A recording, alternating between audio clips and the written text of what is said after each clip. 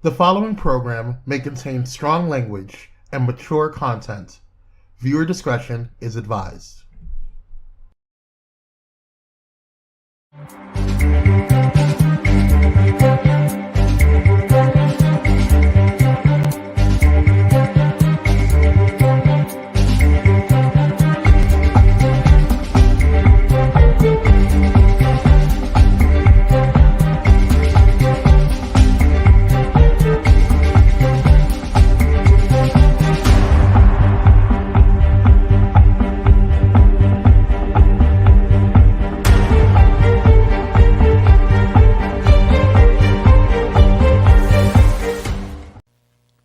Hey, I'm Donta.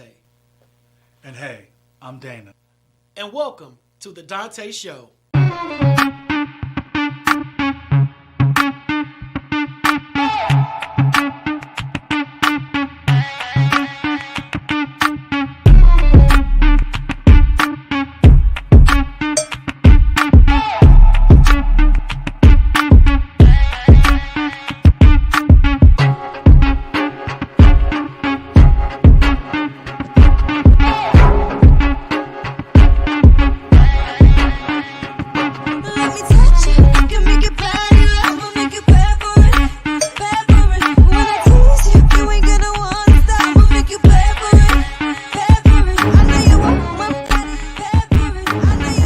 What's up, Village? It's your boy Kwame, the man with the plan behind the stands.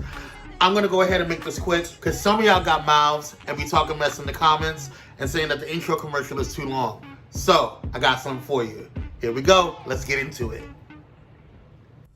Before we bring out these awesome kings, I need you to stop what you're doing. Excuse me? Excuse me? Ma'am, sir, you. Whether you're watching on Facebook, Twitter, or YouTube, I need you to go ahead and share this live stream.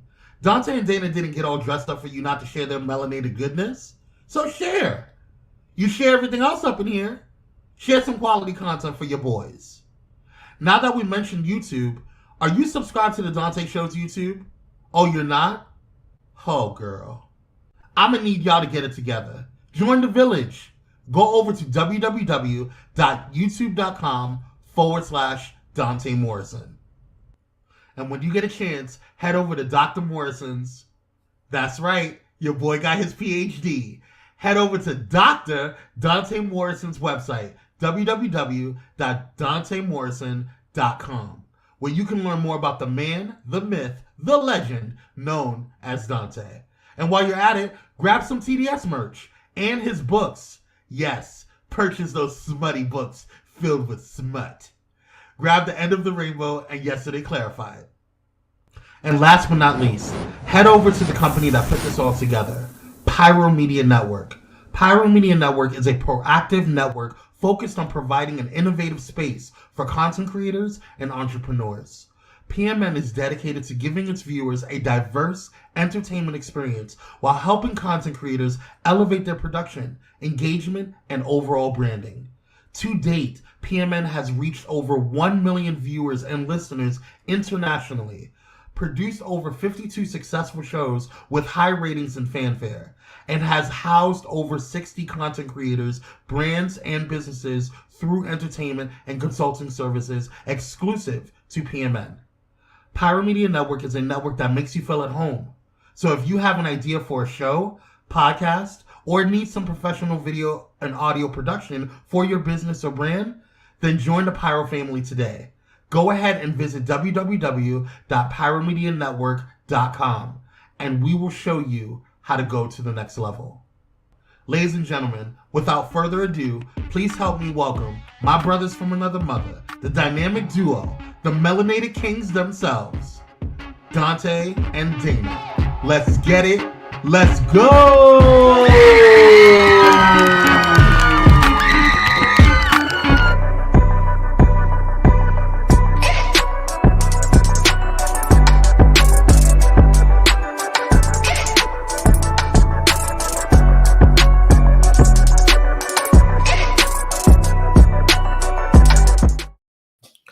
What up, fam? Welcome to the Tuesday night edition of the Donta Show with your boy, Donta Morrison. I am here tonight. I got a phenomenal guest. I can't wait to get into it.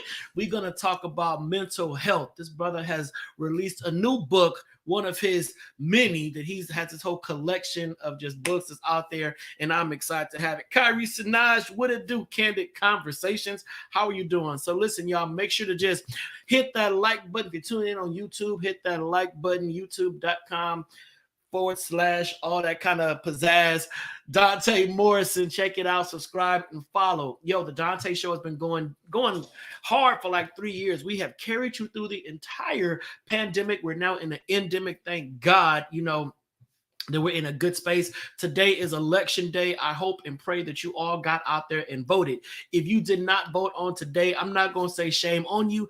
It is your choice, but help me understand why you didn't. But if you did vote today, light up that comment section and just say, yo, I voted. I dropped my ballot. I checked my name off the list and all that kind of stuff. I made it happen on today. I hope you did. I talked about it yesterday, letting folks know that, people died so that we can have the right to vote. Our ancestors bled. They took beatings. They had dogs sick on them. They got hit with bats, dealt with all kind of just injustices. Sound like we go through the same thing, but they dealt with a lot of stuff for us to have the right to vote. So I pray that you got out there and you voted. You did what you had to do to make sure that your voice was heard. I know there's folks out there that's like, why vote? It don't matter. They're gonna do what they want to do. This is the man system and bliggity blah blah blah. That's all fine and good, but just do it to pay homage to those that sacrifice their lives so you can go to the polls. All right, it's not always about you and your wokeness. All right, period, point blank. I talked about a lot of stuff on yesterday. Dana was on the show. You all know that. What up, Lock? He got 5 on it for sure. Hey, bro, we got our Lock on here. We got the Joe McClain on here tonight. He gonna bring that heat, bring that fire, bring that. I'm giving him 5. I'm giving him 5, but he in the green room right now. Back there toasted up. Give him some time to get together before I bring him on the show, and I'm letting y'all get some time to get on up in here. Hey, this your first time watching, y'all? Welcome to the Donta Show. The Donta Show is all about black conversations, black talk, black people, black entrepreneurship, black, bliggity black. And I actually got, let me say this. What do y'all think about this? Now, I'm intentionally black. I'm intentionally black focused. I intentionally talk about things that are happening in the black community to keep black folks aware, to keep black folks in the know, to keep black folks encouraged and motivated and inspired. I'm intentionally black. Somebody actually told me, a black person actually told me, bruh, your show is too black. What? Your show is too black. You need to stop saying all this black stuff so much because you're going to lose your white audience. First of all, didn't know I had a white audience. Didn't know that. Have nothing against white people. But me being proud to be black does not mean that I'm anti-white. It does not mean that. How come I cannot try to uplift my own? How come I cannot try to motivate my own? How come I cannot try to make my own feel like we got a voice in this situation and we can all come together and unify and do things great? Why should I not do that? And a black man telling me that, it kind of threw me like, yo, what? For real? You think I'm too black? And I actually started questioning it like, okay, maybe I shouldn't be so rah-rah black because I don't know. What do y'all think? Can a person be too black? Just ask it. Can a person, can a show, can a podcast, can a broadcast, can an Instagram post, can a TikTok, can it be too black? I mean, I don't know. It baffled me, and I tried my best to unpack it and try to see where he was coming from. Like, what do you mean by that? But I'm still sitting in my blackness. So, and listen, if you're watching and you're not black, this is not about you right now. This is not about you. Don't make it about you. Don't cry. And this is not about you. I have no problem, no issue with you. I really don't. But I love black people, and I love being black, So, I'm just saying. So, Kyrie, no such thing as too black. Fists in the air. Fix in the air. Thanks, bro. Thanks, Lock. Look, do you. Color, yes. Actions, never. period. Actions never. So listen, if you are all about it, if you all about trying to make us unified and bring us together, then that's what I'm about. If you talking some good noise, that's what I'm about. That's what I'm about. All right. So y'all probably wondering what is Donta wearing? Sadly, it's coming through as this blue. I don't know why it's coming through as blue, but the color is purple. You can see it right there on the wall. It's purple. Kappa Lambda Chi Military Fraternity Incorporated. I'm a member of that. Been a member since 2017. And tonight, my special guest is not only my frat brother, but he is my line brother. We crossed together. We dared the burning sands together. And I have some other locks that's watching right now. My other line brothers on here. Derek Sanford, that's my line brother. You know, that's my 5. That's my Cinco. He's up in here. And then I got Joe McClain, our special guest on tonight. Let me read Joe's bio. Right. You was an authorized vendor, and I'll get the right color. I get the right color. I'm gonna take on break. I'm gonna come back and have just an all black shirt. I don't know what happened. How it came through blue. I'm really mad about this, but that's the color. You see that purple over there? That's the color. All right, tonight's guest, Joe McClain Jr., is a 20-year retired Navy veteran, the author of 10 successful books, a multiple-time poetry slam champ, and phenomenal speaker who motivates, inspires, and educates crowds on mental health, personal and professional development, and achieving success. I'm going to keep reading. For over 15 years, Joe has captivated audience through spoken word and moved people to become better versions of themselves. Even after becoming a top 25 world-ranked poet in 2019. Catch that, top 25 world-ranked, not local, world-ranked poet in 2019, the hunger to inspire many is as if he have never shined bright on the big stage. As someone who suffers from anxiety, what? Didn't know that, had to pause. As someone who suffers from anxiety and has dealt with mental health issues in the past, it is important for him to create an environment that embraces people to seek healing so that they can become the best versions of themselves, which will allow them to become the best version for others. You know what? You know what I love about this already? This is a brother. This is a brother, an approachable black man, a down-to-earth black man, a Chi-Town native that is about to be transparent about his mental health journey and just going through the processes and then writing a book about it. I shared on last night when we was online. This dude was always talking about, I'm gonna write a book about this experience. And we all like, bro, we just trying to cross. Shut up all that noise about this book. And about 2 months later, he had a whole book out about the experience. Broken Locks is just out right now. So listen, Village, I am ready to have this conversation. I'm ready to dive into this subject right now. If you part of the frat, get all our locks up in here. Just start tagging them right now. Put them on this page. Let them come on out and support one of our own. Okay, one of our own, real talk. And let's do this. Here we go. So without further ado, please welcome to the Donta Show, the incomparable Joseph McClain Jr.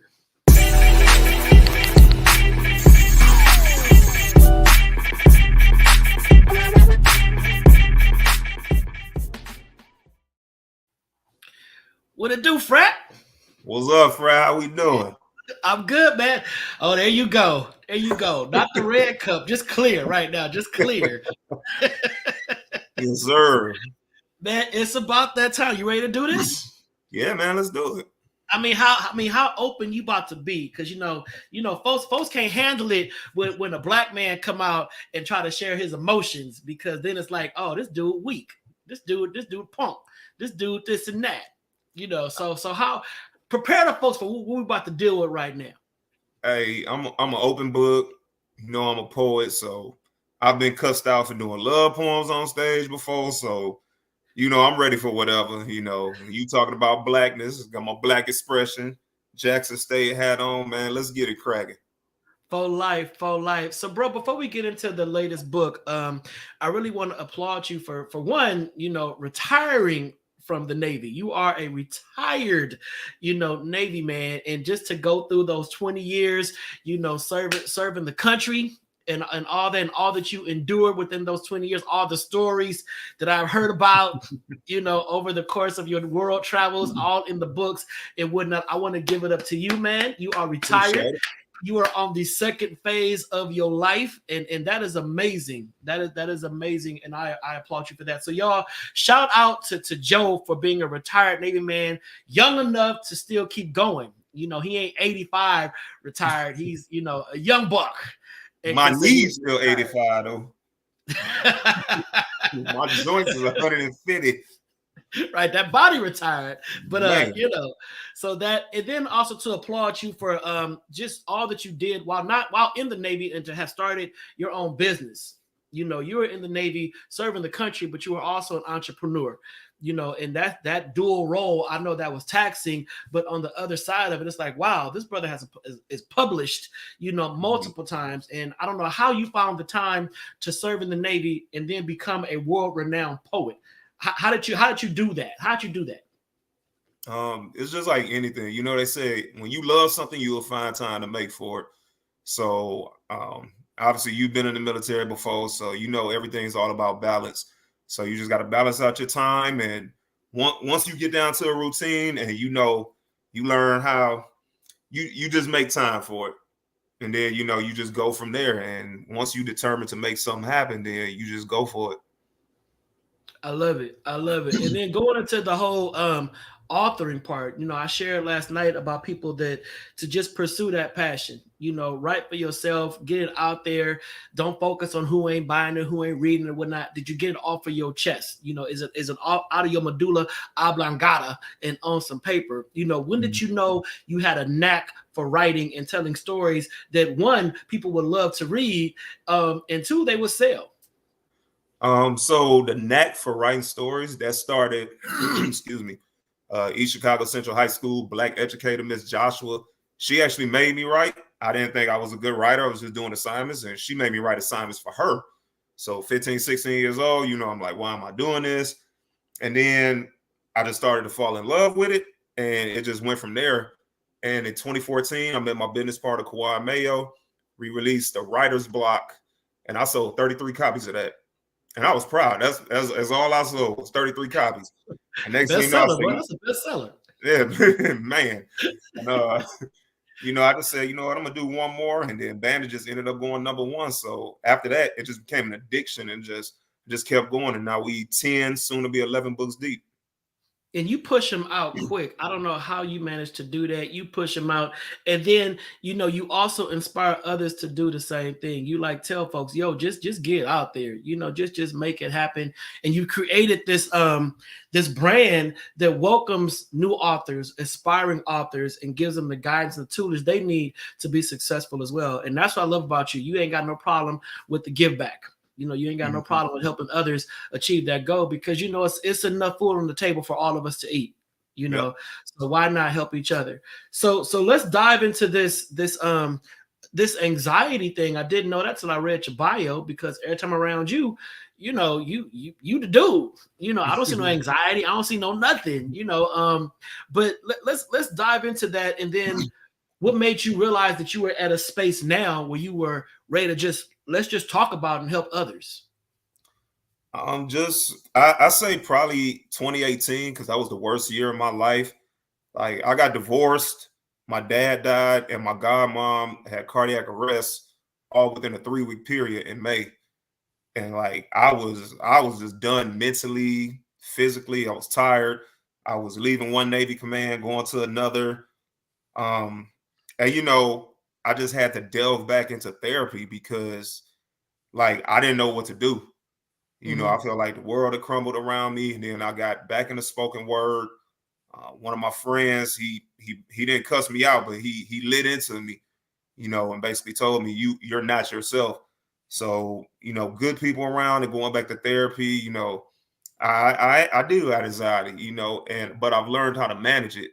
And so just with those experiences and getting back into spoken word, it eventually helped me get back into writing and getting back into all the things I loved. And it was just such a gracious experience, man. And I don't want to see anybody go through what I went through. So that's why I'm so open and adamant about it. Like, look, I went through hell so you can walk through heaven. You know, and I understand, you know, I understand what it's like to be in a dark place. So I'm just trying to help as many people as I can get through this mental health journey. When you started to go down that wormhole towards depression, you know, because you're from Chicago and you ain't from, you know, the suburbs, you from the Chi. You know, we have sat and talked about Chicago, and you told me where not to go in Chicago. I want to see Cicero. I want to walk the streets. I want to have the real experience. And you was like, not without me. But I mean, being someone that came from that kind of an environment where you had to kind of know how to survive and know how to navigate life in the world. When you found yourself going down this wormhole towards depression, sadness, loneliness, darkness, did any of your survival instincts from the shy or from the streets kick in or try to just shake you out of it? Nah, because it was a totally different experience. You lose a parent, and combine that with the fact that I was out in the ocean when he died. And then, you come home and then your godmother, she's had cardiac arrest, and, she would die a year later, but I didn't know she would never get up from that. And then, going through a divorce, and it's like, that's stuff the hood can't prepare you for. The hood prepares you, duck and dodge bullets, just be tough to get out of situations. But when you have that much hit you at one time, it's just like a ton of bricks sitting on you. So it definitely didn't help, but it was a good thing that didn't help because it gave me another avenue. It gave me another challenge. And now I've mastered that.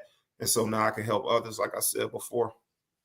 And it's one thing I know that we as Black men, when we hit those hiccups in life, those speed bumps in life, oftentimes we'll turn to behaviors to try to, make everything appear like we're okay. Whether we hoeing, we drinking, we getting high, we aggressive, we fighting, we doing all this stuff to camouflage the fact that we just want to lay down in a corner in a fetal position and not get up. And were you ever in a space where you felt like you were surrounded by brothers that were equally as hurt as you, but y'all were all leaning on each other, doing things that was damaging, because you didn't know how to talk? I probably say 2016 when I was on my final deployment in the Navy. It was that atmosphere. We was just, we was all going through it. And man, like you said, some people was home. My getaway was drinking because I was married at the time. I said I ain't gonna cheat, but man, look, I hit that bottle. I was MJ with the bottle 6 times champ every port we was in. So man, yeah, I've been around a group of people like that, and it's not easy because it's like there's no sane one in the bunch because we all going through the same thing, and we all got our different measures to get through it. But in the end, it's just hurting us in the end, but we don't know it because when you're suffering, you just want to do something that makes you feel good. So I've definitely been in that situation before. And I think that, and that's one thing I love about being a part of a fraternity is that you really never alone if you use it the right way. Yeah. And I know that us being frat brothers, line brothers, going through that whole experience together, I know I can call you, I can call Derek, anytime, whether we have talked or not. I can always call and just vent, express, say, I'm dealing with this. Can y'all just listen for a minute? So that brotherhood aspect is important. But a lot of Black men don't have that in their lives, or they think they have it, but they're not real enough to be honest and transparent about what they're going through. And we always talk about barbershop conversations. Barbershop conversations, people think they're deep, but they're real surface. Yeah. Money, sports, and females. That's barbershop conversation. But get into those other layers of how those things make you feel. How does money make you feel when you don't have it? How does females make you feel when it's going the wrong way? We don't unpack that when we get in the ball fade. We don't do that.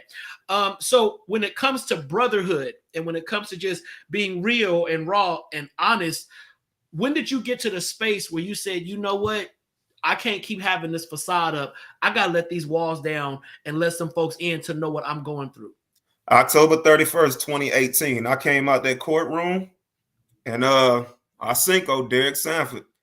I remember he texted me. He said 24 hours and I'll never forget it. Sleep tonight and then back up tomorrow. You handle your business. And it was like from that point on, like something clicked in my head. I was just like, you know what? He right. Sleep on it tonight and then tomorrow you get up and you got to take care of what you got to take care of. So Derek, I appreciate you for that. I will never forget that. That was the moment of clarity. I was just like, you know what? It's just time to move forward. Go on with life. If it's a brick wall in front of me, just run right through it. Wow. You know, but Derek is the glue to our entire line. Derek is that person in our line that I think that if any of us ever had to call somebody to have that guru mountaintop experience, it would be Derek. You know, it'll be Derek. You know, I can drop other names. I ain't gonna call that one, but you know, I would call Derek because Derek is something about Derek's energy, vibe, connection, something about that brother that is always 100 and it's always true and it's always genuine. And I remember when you and I had met one time when you was out in I think it was Newport Beach. And we went and had dinner or lunch, and you start breaking down all the stuff you was going through. And I'm sitting there just trying to eat my mashed potatoes. And I'm like, yo, dude, you trying to carry all this weight on your shoulders, you know, by yourself. And it's a lot because I think Black men are led to believe that we have to carry all this stuff alone. And if we crumble, we are less of a man. You know, and I love how Derek said, you know, 24 hours, you know, go ahead, take the L, take the hit, whatever, but get up and keep going, keep pushing, and you're not alone through this process. So we're going to take a quick commercial break, and we come back. We're going to start unpacking this book, the writing process, the chapter development. How did you feel as you was getting this stuff off? You know, we're going to unpack that. So Kwame, give us a 2-minute break to go and recoup. I'm probably going to change my shirt. This blue is just messing me up. Give us a 2-minute break, Kwame. Don't nobody go nowhere. Invite everybody, you know, to come on this show because we're going to have some real, raw, honest, and transparent conversations with my special guest artist, Joe Mack. Don't go nowhere.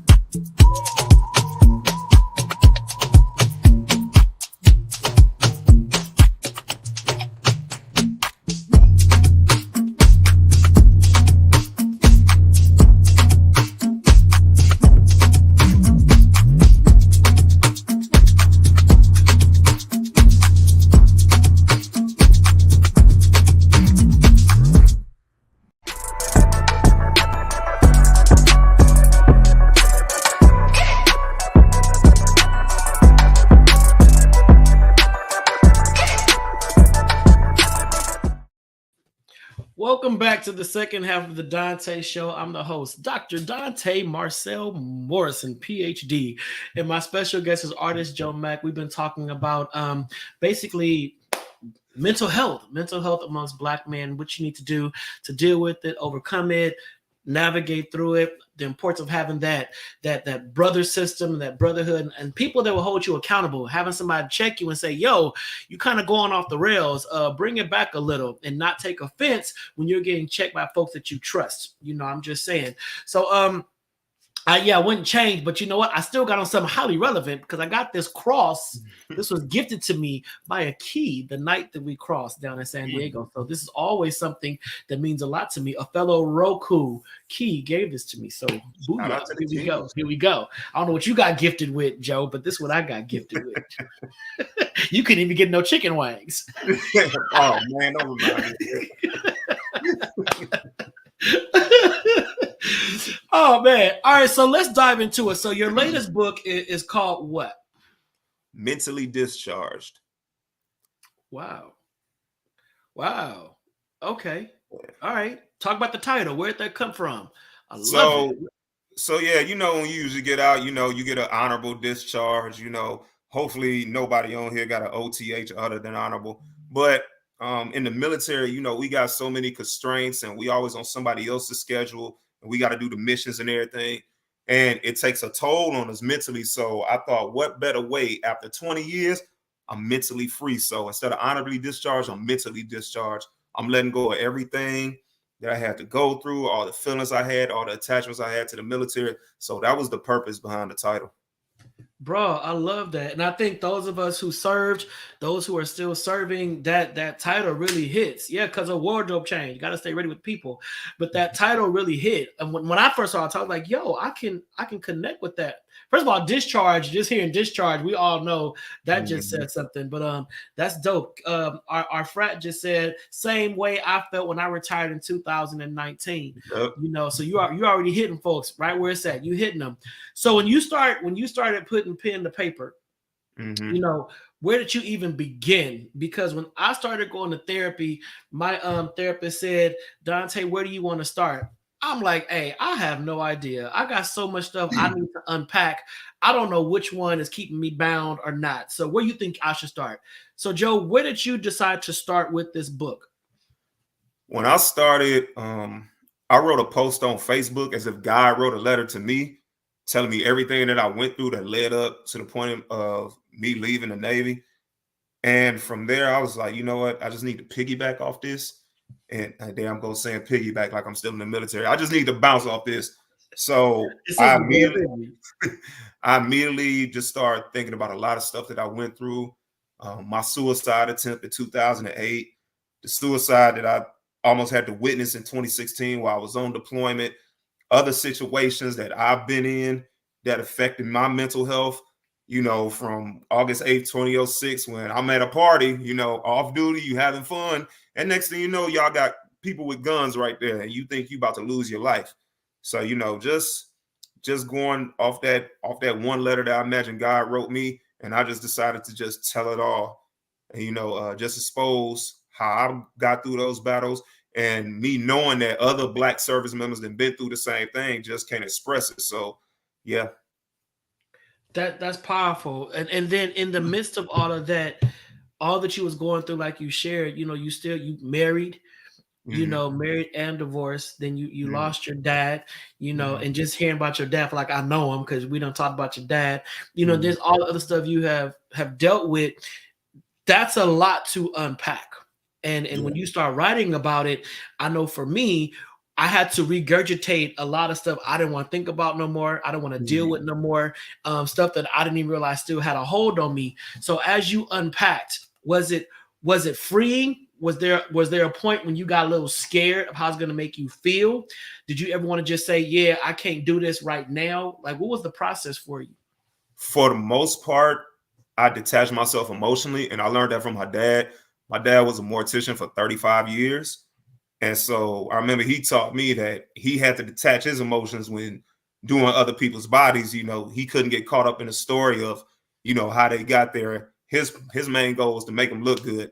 And I knew that was the strongest dude I know when he did my grandmother, his mother's body for her funeral. So I think the only part of that book where I really had to step back and pause was when I talked about the suicide of dude I consider my little brother. May 26, 2016, out to sea, normal day deployment, and you hear man down in the armory, and then you hear River City in the Navy. River City mean they cutting off communication. So either somebody is hurt very bad or they're dead. And, it ended up being the latter, and it's one of the worst days of my life. So I had to slow down during that chapter, but I eventually got through it and finished out the book. And like I said, I just hope my experiences help somebody else. Did you unpack everything? Yeah, I did. I really did. The only thing that I didn't do was say some names, because saying some names would trigger certain emotions in me. Like saying, I'll just tell you right now, for everybody get the book, the captain of the ship never went down to the armory to see my homie. So just saying his name would trigger emotion in me. And knowing this guy lied to this kid's parents, saying he was down there. And the reason I know he wasn't down there because the medic who was down there told me, he said he never came down there the whole time. And when you're sitting there and you tell a kid's parents that you were there and you wasn't, like, just thinking about this dude, like, I really want to hurt him. Right. And now I got a DD-214, so like I can say a lot about him, but some people just, I don't even mind them because I don't want them to take me to that point. Right. How did you cope with that? Did you have to do that on your own, or did you start therapy? It was hard when it happened because we were on deployment. So, and another reason I lost respect for that captain, because probably 3 hours afterwards, he kind of brushed it off like, life goes on. And I'm looking at this like, yo, this is a 19-year-old kid. This is a 19-year-old kid who just lost his life. You ain't even giving us time to grieve. You ain't giving us time to process this. We wasn't even doing nothing out to sea that day. It was Memorial Day. We were what we call holiday routine. Everybody relaxed, basketball shorts, playing games or whatever. Right. So that it's stuff like that it just triggers me, man. And like I just try to delve away from. I think about it. I have no choice but to think about it. But just some of the people involved, like I could care less about them. Yeah, no, I get it. I get it. Did that instance make you want to rethink even pushing to retirement? It did. I was done with the Navy. Like I was done when I seen that you could treat somebody that bad, a dead kid like that, and just basically say life goes on, and your crew doesn't even have time to grieve. We're already away from our families, people separated from their children, their wives. I was thinking at that time, I was like, you know what? I'm at 14 years. You know what? My contract up at 15. I might as well walk away because I don't trust nobody anymore. But I had two good officers on there two black officers, and they kind of pushed me and helped me through. And then, here I am now 20 years later, but it was definitely a hard process. No, I get it. I get it. And I think that stuff like that, you never really get over. You just got to find a way to navigate through it, and Kyrie said that probably was the captain's way of handling it, not dealing with it. So by just not dealing with it, and we never know why a person can act or behave in a way that's opposite of what we think they should be doing, not justifying what he did at all. But, I can get what you're saying. It's like, can we get a moment to breathe and process this situation? Yeah. I'm sorry. My biggest thing was lying to the kid's parents and saying you was down there.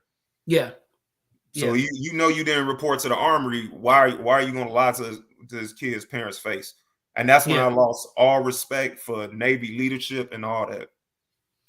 And then just switching topics, divorce, and that's one thing that people don't. A lot of folks don't handle it the right way. They don't go their separate ways in a healthy manner.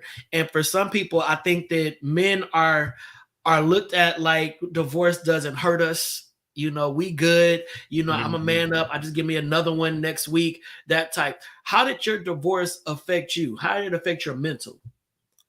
It affected me because it was crazy. I was in the courtroom, and man, when you hear you got to pay somebody some money, I'm thinking like, yo, like I'm paying on the crib. I'm still paying on my cars. Like I got to do all this. And you tell me I got to take care of this person. I'm not even with them no more. On top of still go to work and still do all this other stuff. And you know the military ain't gonna care. It's like, well, hey, that's what you're going through. Just make the job happen. So yeah, it definitely affected my mental. And I was just like, man, come on now. But like I said, Derek said 24 hours. And it was crazy that night. I went down to my sister's. We hit East Dago, went to the taco shop. We eating burritos at like midnight at the 24-hour point. And after that, it was just like, you know what? Let me make this happen. And I made it happen. And then you see who I ended up with for a good minute. So, you know, I definitely upgraded and did my thing. But in the midst of it, yeah, it definitely took a toll on me. So did you go into marriage with the till death do us part attitude and this is it and I found the one, and it was, you had no idea that this was ever going to come to an end?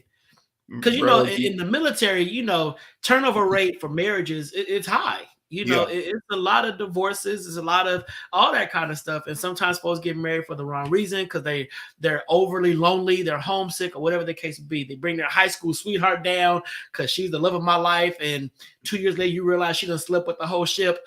And it's like, it's just a lot of stuff that goes on, you know. So I was just wondering when it came down to you and just going through that process. Now, are you in a space where you're like, I want to get married again, or did that damage you on love and the future and whatnot? No, I'm definitely ready for one more time. You know, stuff happens. You know, I'm way past that point now. I'm in a great space. So, you know, if I get married again, which I do hope, you know, have some little ones running around, you know, I am ready for that. You know, I'm not gonna let one bad experience just turn me away. Plus, we got a saying in the military, that first one don't count. I was in the military, so, you know, but I'm just playing with y'all on that one. But yeah, I'm open to it. So I really want to talk about this anxiety. Because most people look at anxiety and people that suffer from anxiety from behaving a certain way. You know, they just think you have to look and act a certain way. You walk in, you shaking and whatnot and all this kind of stuff. That's not how anxiety looks all the time. Anxiety looks different for everybody. I suffer from anxiety. I get anxious when I'm in a crowded space. If it is too crowded and I cannot see the exit, you know, I'm sitting there, my palms are sweating, my temples start to get moist. I get anxiety. How does your anxiety work and how are you dealing with it? Therapy, breathing exercises is going to sound crazy, but every performance that I have, I get anxious afterwards because I'm so hard on myself and I feel like I want to give perfect performances. Even if I know I killed it, I sit there and dissect myself like, what did I do wrong? And so like nobody sees me in these hotel rooms afterwards where I just go back and sit and I'm just thinking and I'm thinking and I'm thinking. Like crowd could give me a standing ovation, slide me $100 like they did in Vermont, the white lady did. And I'm just sitting there thinking like, man, I did this wrong. I did this wrong. So it's like, I have that, I guess you want to call it after anxiety, like those stuff nobody can see because everybody sees like, man, you so great on stage and you do this. But when I'm alone after that, man, it's just, I'm too hard on myself. And that's just something I'm trying to break. You know, I've been in therapy for years trying to break it, but you know, it's a slow process. That's really interesting. My cousin Lawana Harris says I suffer as well, you know, and then Kyrie Sinatra, who's also a spoken word artist from Chicago, says I totally can relate to that, you know, and thank y'all for being honest and feeling safe enough to be transparent about that, because a lot of people are walking around and I don't want to say suffering, but they're suffering in silence.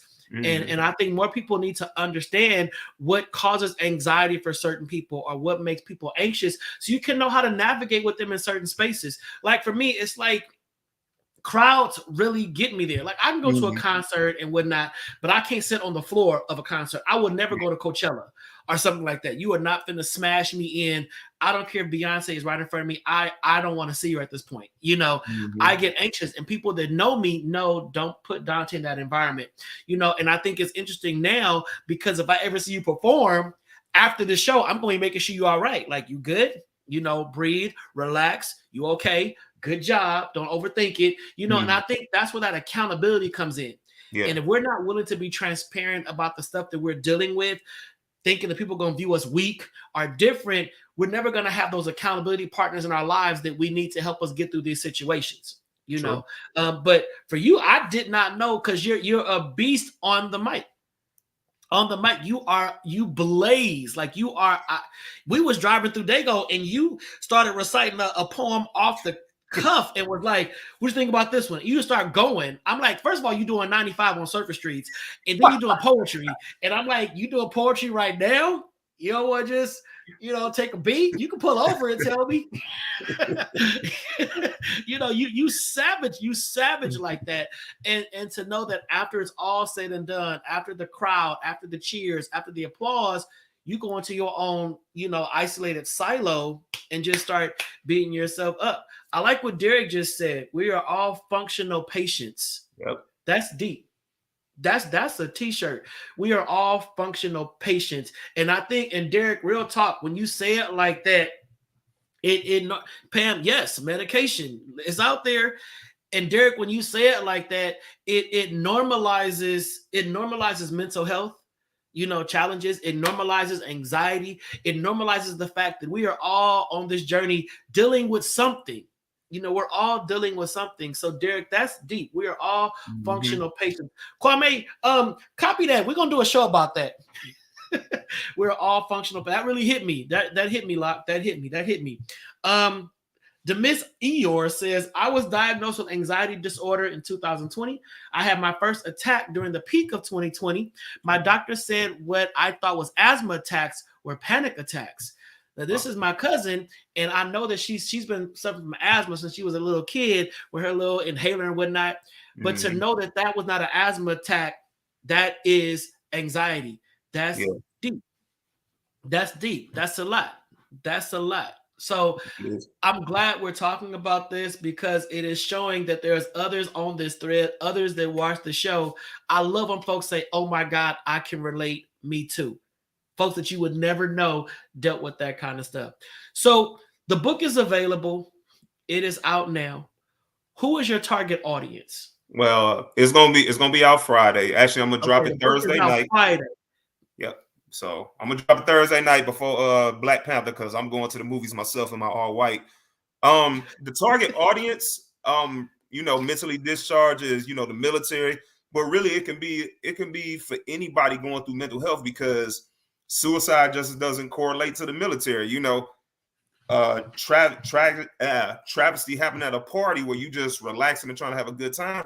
That ain't just confined to the military. So everything that goes on in that book, it can relate to anybody because like I try to tell people, don't look at me for the uniform. I'm a human first. And second, I'm a black man always because I can take that camouflage off. I can't take this skin color off. Never. Ever. So ever. Right. Anybody can buy that book, learn from it. It's going to be $22.50 on the site, 107 pages. And the reason I kept it short and sweet was because you don't want to expound on trauma too much. Because what I didn't want to do is make a long book full of trauma and then somebody keep breaking down during the process. So I just tried to keep stories short, sweet, to the point, let them know how it affected me and how I got through it. I love that, man. I love it. Now, before we wrap it up, last part, I want you to really advocate for mental health therapy. I know you watched the show last night and we were talking about, me and Dana, we tapped on a little bit and I shared how I was scrolling through, the Instagram, the gram, and I saw this brother that was downing black men that were seeking mental health services. He was like, what black man need to go and sit and talk to a therapist for? We got everything we need. Just get your mind right. Talking to a therapist, it softens you, and we got enough soft men out there as it is. Just really just putting the knife into going to therapy. And I already know that who's ever in that brother's circle, they're done. If they are dealing with something, they not finna go to therapy. They not finna go to him. They not finna do that. So what I want you to advocate right now for just using therapy and going to therapy as a black man. As a black man, it should be mandatory. Like just me, like right now, me and my therapist, we schedule meetings bi-weekly, but we text each other like you would think we known each other since like the third grade. Like, because it gets to the point where we're in a therapy session, the first 20 minutes, we talking about, hey, what you cooked today or doing that. And we're like, oh, snap, we got a therapy session. So for black men, like it is imperative. because the weakest person in the room is the one who tries to act like they the strongest. Like, bro, we got weak moments too. So it's like, if you want to be good, you want to be a good spouse, you want to be a good father, uncle, brother, all that, it is imperative, because you need another set of eyes. You need another voice to tell you that, hey, you need some help. Hey, let me guide you to a resource that can get you to where you need to be. Because all that strong mess and holding it in, eventually it's going to explode. And when it explodes, it's going to explode right in your face, and it's going to destroy you. It's going to destroy relationships, you know, whether it be with family or with a significant other. So Black men, please let go of this stigma. Like, therapy is necessary. It is not nothing weak. It is a beautiful thing. And trust me, the last part I'm going to say this, y'all can all relate to: women love a man who is open. Women love a man who is open. I have been on several poetry stages, been open about myself. And after the show, I've had to go back to the hotel because I'd be like, look here, baby, look, it's too many of y'all. I'm going to chill in the room. You know, I'm being dead serious. So be transparent. It's okay to open up. Now, were you always there? Did you always have that mindset about therapy? No. When I first started in 2013, I was like, why am I paying somebody to tell them my problems? But then the more I got into it, I was like, I feel better because it's somebody who's unbiased. It's somebody I know that I'm comfortable with, and they're actually looking out for me. And I was like, after that, therapy was like, if I was underway out to sea, I was like, man, I'm missing my therapy sessions. I would get mad. Like, so I wasn't always like that, but therapy is a beautiful thing to me now. I love it, fam. I love it. Hey, let folks know how they can follow you and support you and all that good stuff. Yo, follow me on IG, artistjoemac.com. Artist, JOEMAC, no K. Hit my website, joemacspeaks.com. You can book me for your events. I come out and speak on some of everything. I have a whole lot of life experience. You can also go there. The book, like I said, to be dropping Thursday nights. And I just look forward to making this world a better place through speech and letting people know that mental health is a big thing. We need to go to therapy, need to uplift my people, and especially my Black folks. I love it. I love that. Real talk. So, yo, listen, y'all. So, like I said at the top of the show, this is not just my friend. This is my frat brother, my line brother. I see my other frat brothers is tuning on tonight. If you want to join our great fraternity, hey, just visit the website, militaryfraternity.com, capital Lambda Chi, Military Fraternity Incorporated. You know, if you are a active duty, veteran, retired, you know, hey, come on through, be a part. Is more of us that's like this, real, honest, transparent, 100% about the community, 100% about brotherhood, and we here for each other. So if you know somebody that's in the military, was in the military, whatever, and they looking like to be a part of something, a brotherhood, tell them to check out Kappa Lambda Chi, Military Fraternity Incorporated. Real talk. So also, if you are a reader, you like, listen, now Joe did all of this kumbaya stuff, but if you want a good hood read, if you want to go in the trenches, if you want a book where you just like, yo, run, duck, all that kind of stuff, check out Joe's collection. Joe got some books out there. I read one on the flight from LA to New York. I finished the whole book going one way because I could not stop turning the pages. I want to go to this club.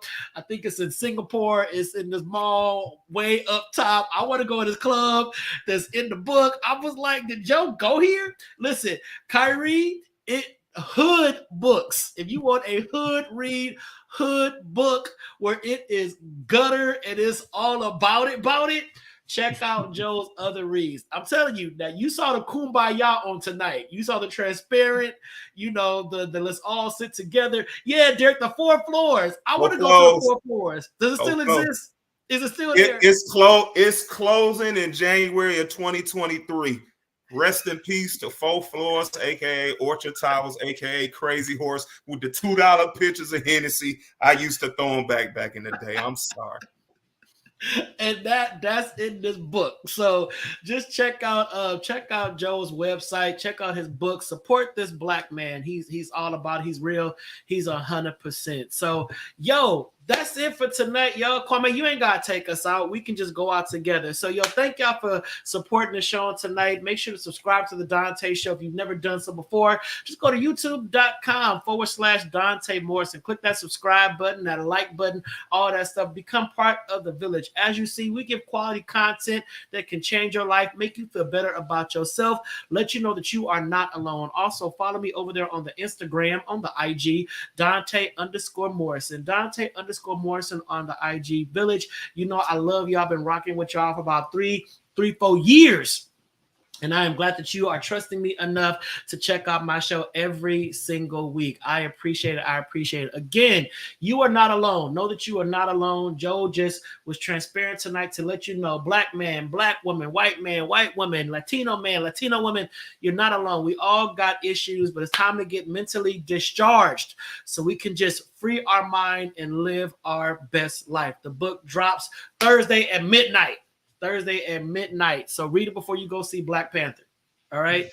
So that concludes tonight's show. I'll be back next Monday night, 8 p.m. Pacific Standard Time for another phenomenal conversation with somebody. It'll probably be Dana, but it's all good. We're going to have a great time, great talk. Until then, be safe and God bless. Good night.